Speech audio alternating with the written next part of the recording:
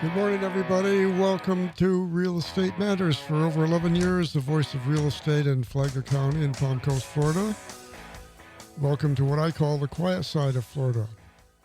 I'm Toby Tobin. I'm the publisher of GoToby.com, and I'm a Florida licensed realtor with Grand Living Realty.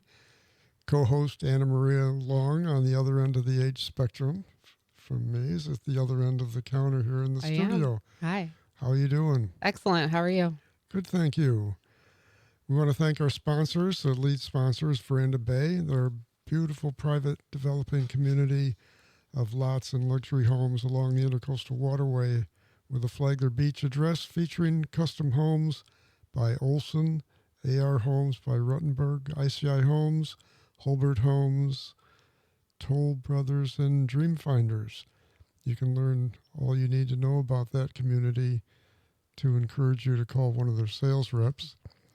Go to verandabay.com, verandabay.com. We're also sponsored by Anna Maria's boss. I have a whole board. You're the boss, yeah. Anna Marie's the executive officer of the Flagler Home Builders Association, which is a sponsor of this show. And also Hammock Community Church, the little church in the woods along Route A1A at 1.5 miles north of the toll bridge. That's where you find me at the 11 o'clock service Sunday mornings. Now I drive over the bridge. You can too. We don't have any guests today. It's just the two of us. Good enough for me. You can handle it. I got you. Okay, I'm going to go over a few statistics, and then we're going to hear from you about the lawsuit. Mm-hmm. Where the Flagler Home Builders Association has brought charges against the city of Palm Coast over impact fees. Yes. February stats month to date this takes us about a third of the way through the month, so you can't get a whole lot of meaning out of them other than to notice that there's no new trend lines showing up. It looks like we're just kind of on a repeat of the last several months. Month to date, and we're recording this on February 12th at 3:30 in the afternoon. Oh, we should wish everyone a happy Valentine's Day if they're listening live. Or if they're listening on the 14th, on Saturday. Okay. It's Valentine's. You really made me nervous there for a minute. I thought you meant it was Shirley today. won't be mad at you, don't worry. Okay. But you should definitely get some flowers for Saturday. I definitely will, yeah, and a card too.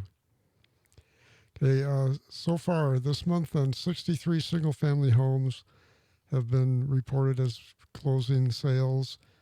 And that's for our data. We go to the Flagler MLS, so we know we're going to miss for sale by owner, and some of the high-end custom sales. Yeah. But it's the number I've been using for the last 20 years. So gotta stick with it now. Year over year. These numbers are consistent. The median price, $359,900, which is a little down. Last year, a total of 186 single-family homes were sold with a median price of $364,990. We'll call it $365,000. Okay.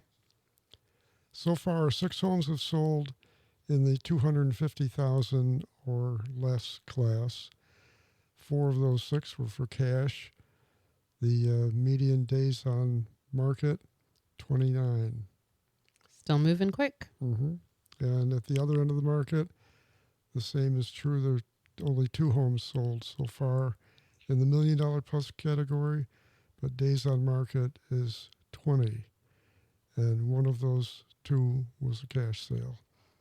And now days on market, the reason we bring that out is because 29 days on market for the lower end and 20 days on market for the upper end contrast to the overall 62 days on market.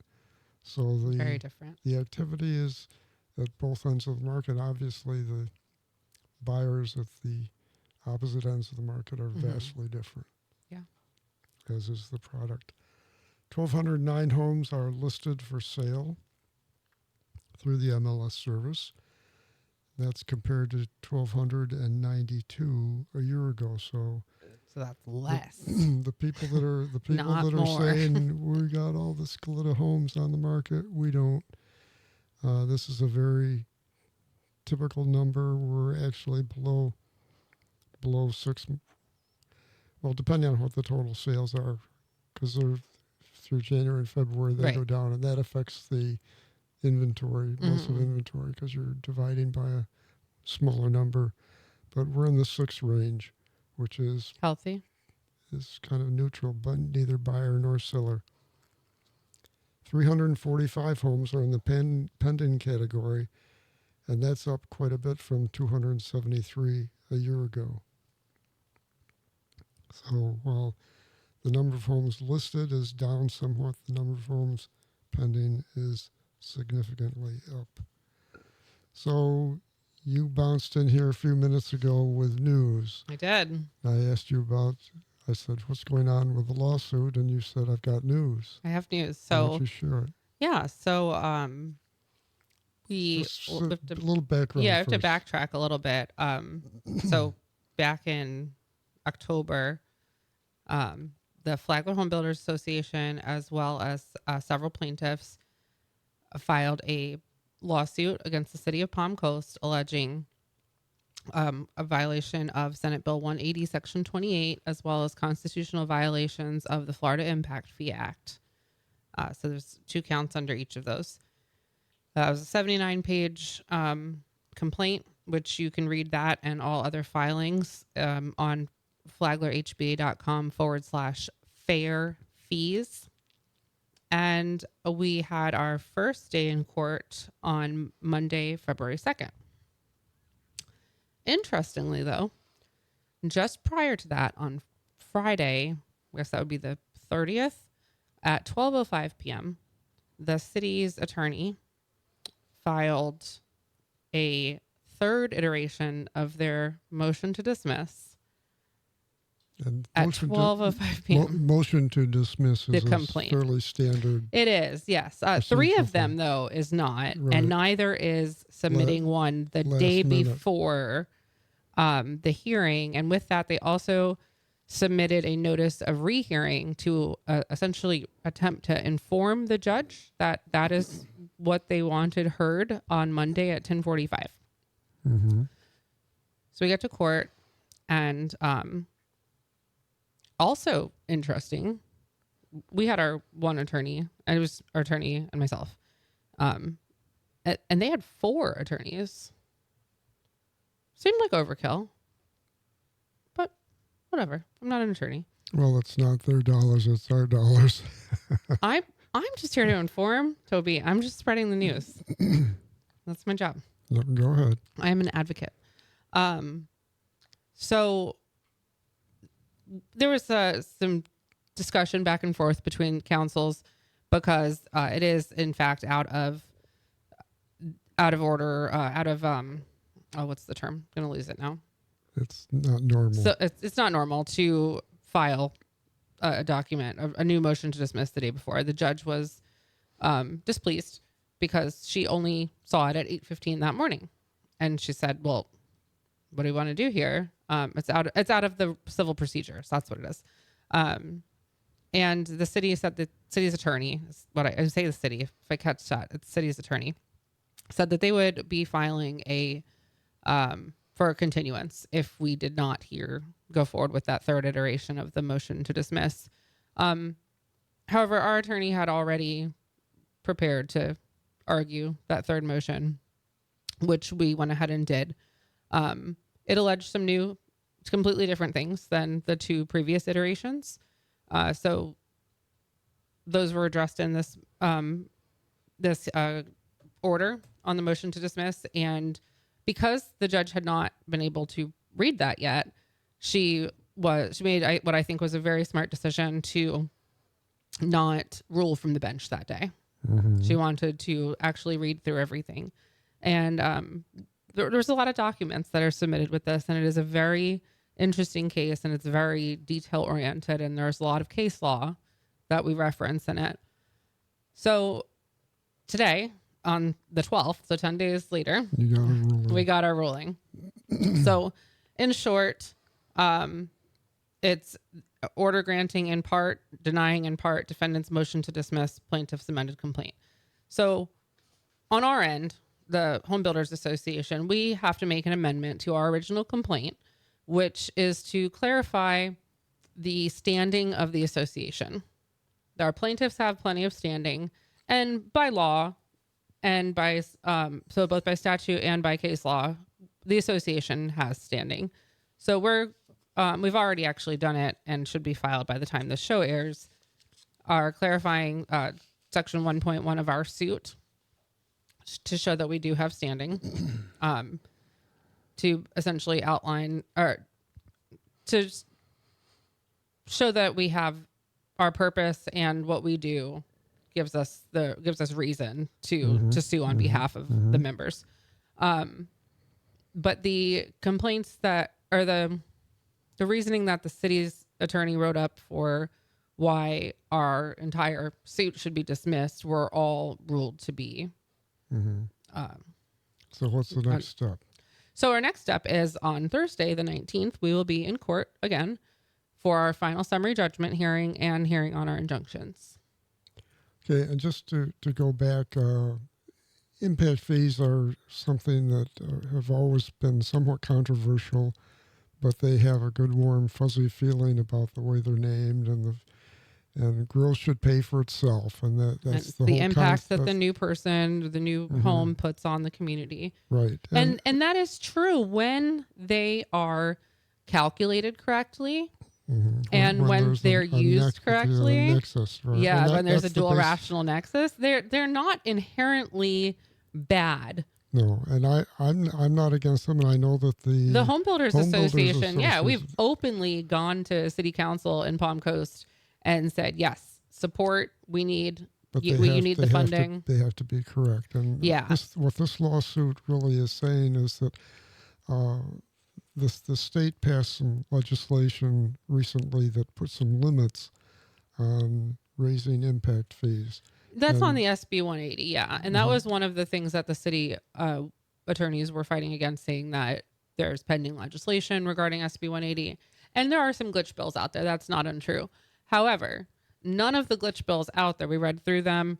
I had some staff at the state association read through them just to make sure not missing anything, and there's nothing in those glitch bills that would alter any of the pleadings in our case. Yeah, and what the lawsuit is based upon is the fact that the city recently raised significantly impact fees in over 100%, several categories, and that's in apparent violation of the new law. It is, and one really important thing that we didn't get to talk about on the show yet is that on January 14th. An opinion of the Florida Attorney General was issued. It was specifically in regards for Nassau County because they're attempting to do the same thing, which is egregious.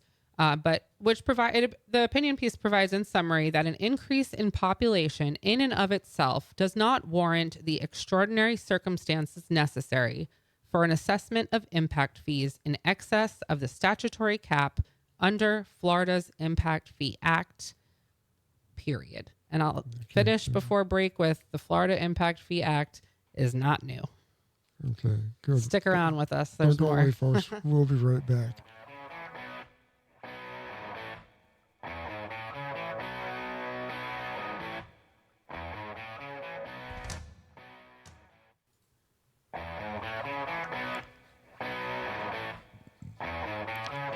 Well, everybody, welcome back. Thanks for staying with us. This is the second half of Real Estate Matters. Our prime sponsor is Veranda Bay on John Anderson Boulevard down towards Flagler Beach, just a short distance from the beach. Check them out at verandabay.com. We're going to change topics. First half of the show, we were Maria walk a fine line to say something she shouldn't say out of court about a pending lawsuit. I want to talk this half of the show about some things that we see on social media and see and hear things at the council meetings, planning board meetings, where citizens, voters, our neighbors, residents of Palm Coast and Flagler County will make statements that just cause you to shake your head and wonder, where did that come from? Things that also make me bite my tongue and walk a fine line. But so we're going to be weaving this topic in over the next few weeks on some various different ways people do this. I call them misunderstandings. Yeah, because it's really not to pass judgment or to call anyone out. It's to clarify. Well, And maybe a little bit. okay, well, I mean, if you were mean to me once, probably. But truthfully, we can use our platform here to correct and to teach. And not Right. that everyone on social media is open to teaching. I've learned that the hard way. But if you are and you're here listening, then first of all, thank you and applause to you for being open-minded to hear both sides. But hey, maybe you'll come away with a different perspective today. One of the topics that just you see it so often on social media and at the public hearings as well is density. Yeah. And You're going to stack all the houses on top of each other. Zoning changes and all of this, and smaller lots. And Yeah, we don't just hear it from the homes. public either. This was just said from the dais Mhm. recently in Right. regards to a zoning change that I just can't, and this is not a direct quote, but to surmise it was, I just can't support the lowering the size of the lots. Well, why not? Here's some news for people. There's an organization called the Thousand Friends of Florida, and this organization is extremely well thought of and They're very highly regarded. highly regarded, and they are not on the right side of the political spectrum whatsoever. We would not call them pro housing. No, they or pro growth. Right. For instance, However, they do offer good perspectives. but they accept that growth exists and it should just be managed. But Yes. when you hear the social media folks talk about density, they talk about, where are the deer going to live, where are the bunnies going to live. Of course. Well, Toby, I told you, if we just tear down those people's houses and rebuild forests, they can live there. Yeah, that's true. Just kidding. But the Friends of Florida puts out every decade they put out a report, and the current one is Florida 2070 / Water 2070, because they talk about managing growth and the effect it has on land use and in particular our water aquifers and natural open space.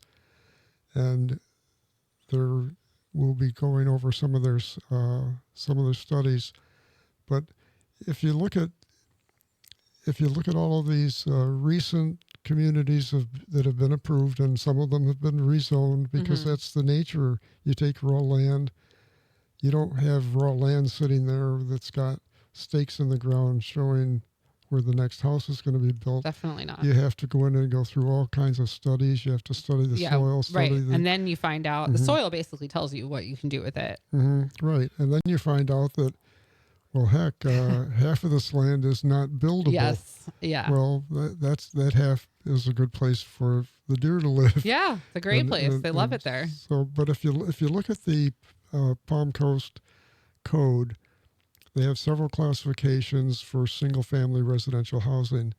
And single-family residential 1 allows 7 units per acre. Single-family residential 2 allows 5. 3 allows 4 units an acre. 4 allows 3.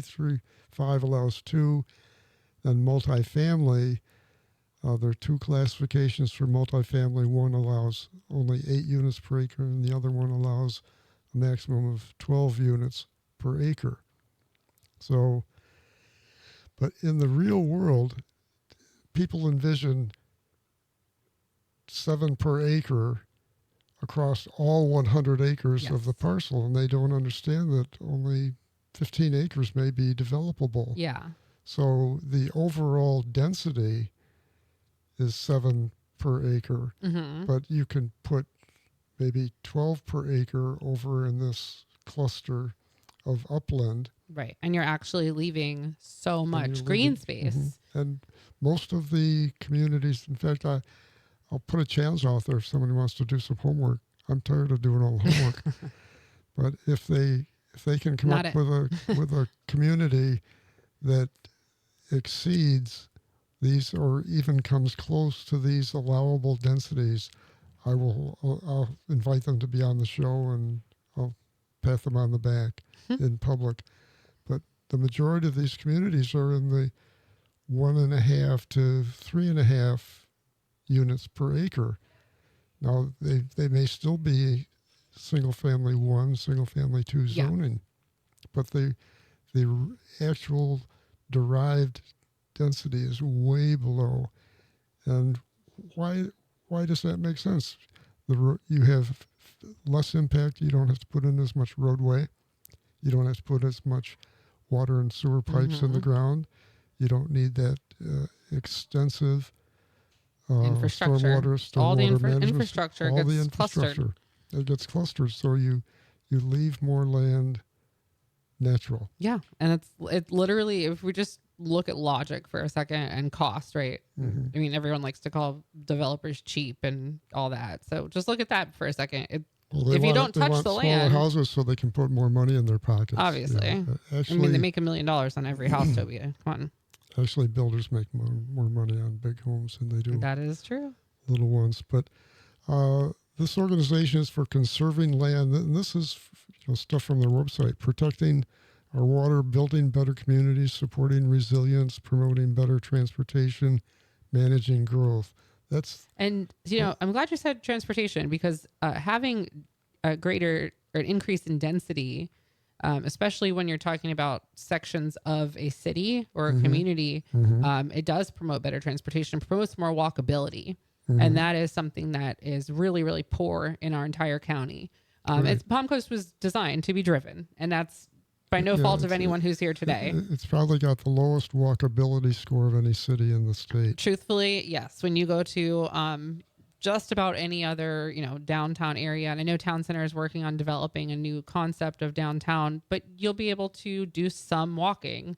Still not going to be the same as, I think Stanford's got a nice downtown area. I was just talking with a friend from high school who now lives in the Five Points area, Riverside, and Jacksonville. Total walkability. She literally walks down the street to her friend's house, and then they walk down a little bit further and go get a coffee.